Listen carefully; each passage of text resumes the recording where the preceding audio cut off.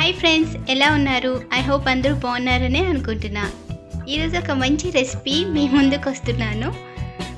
వీటితో ఒక మంచి రెసిపీ చేయబోతున్నాను. ముందుగా వీడియోలోకి వెళ్ళిపోదాం. స్టవ్ ఆన్ చేసుకొని ప్యాన్ పెట్టుకుందాం. నెక్స్ట్ ఇప్పుడు మనం మిల్క్ యాడ్ చేసుకుందాం.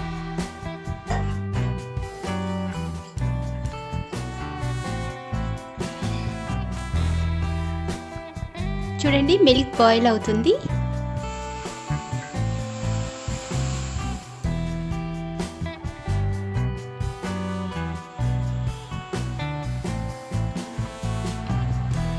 ముందుగా షుగర్ యాడ్ చేసుకుందాం.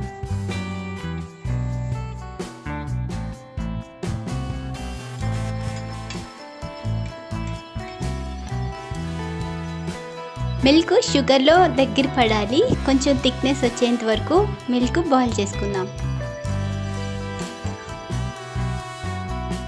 ఈలోగా కస్టర్డ్ పౌడర్ మనం మిల్క్లో డైల్యూట్ చేసి పెట్టుకుందాం.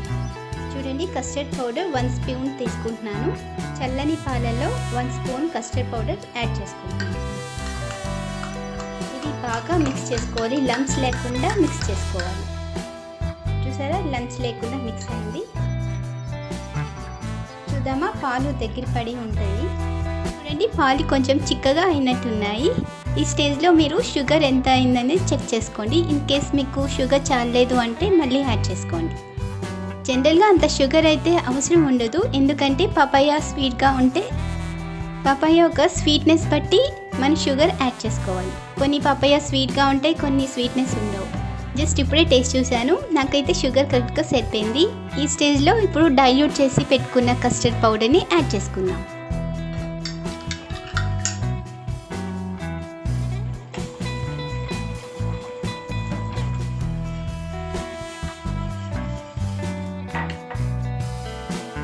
ఇది చిక్కబడేంత వరకు స్టవ్ పైన ఇలా బాయిల్ చేసుకుందాం. ఇలా కలుపుతూ ఉండాలి, లేదంటే కింద పట్టేస్తూ ఉంటుంది. ఇన్ కేస్ కన్సిస్టెన్సీ మీకు థిక్నెస్ రాలేదు అనుకుంటే మరి కొంచెం కస్టర్డ్ పౌడర్ యాడ్ చేసుకోండి. థిక్నెస్ వచ్చింది, కానీ వీడియోలో అయితే అంత క్లియర్గా కనిపించట్లేదు. నాకైతే అనిపిస్తుంది థిక్గా అయినట్టు. ఇది ఇంకా చల్లగా అయితే ఇంకా థిక్నెస్ ఫామ్ అవుతుంది. వేడిగా ఉన్నప్పుడు పల్చగా అనిపిస్తుంది. ఇది వన్స్ చల్లారిక థిక్నెస్ వస్తుంది.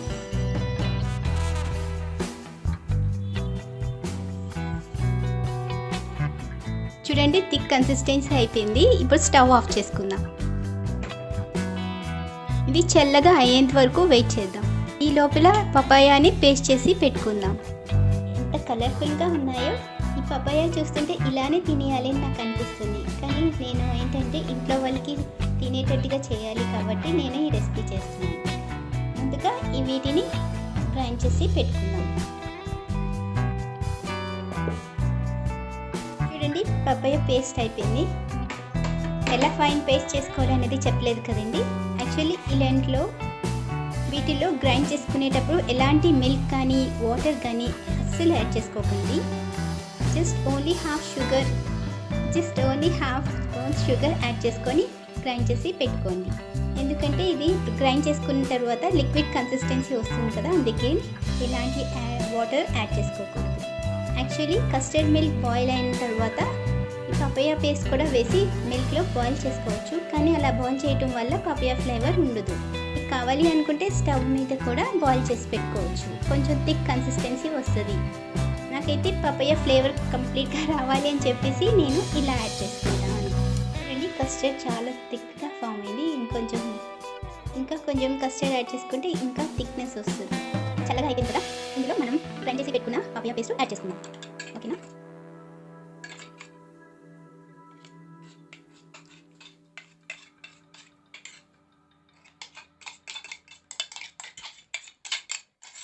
చూడండి, ఎంత కలర్ఫుల్గా ఉన్నదో. ఇలా మిక్స్ చేసుకోండి మొత్తం. చూడండి, మీ దగ్గర కుల్ఫీ మౌల్డ్స్ ఉంటే అందులో వేసుకోండి. లేకపోతే ఇలాంటి చిన్న చిన్న గ్లాసెస్ ఉన్నాయి కదా, కాఫీ గ్లాసెస్, ఇందులో వేసుకోండి.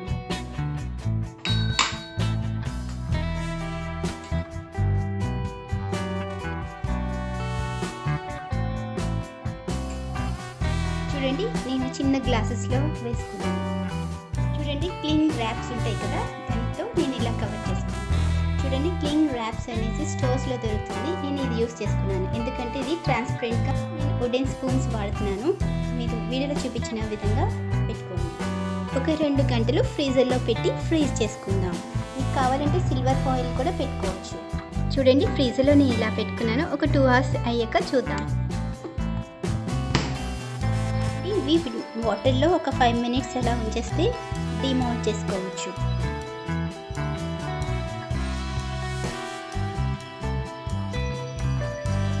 చూడండి యమ్మీ కుల్ఫీ రెడీ అయిపోయింది. ఎంత సింపుల్గా అయిపోయిందో చూడండి టేస్టీ కుల్ఫీ రెడీ అయిపోయింది. ఎంత టేస్టీగా ఉంటాయో తింటూ ఉంటే చాలా నచ్చేసాయి. మీరు కూడా వీడియోలో చూపించినట్టుగా ట్రై చేయండి. మరిన్ని ఇంట్రెస్టింగ్ రెసిపీస్ కోసం నా ఛానల్ని సబ్స్క్రైబ్ చేసుకోండి. Bye friends, thanks for watching.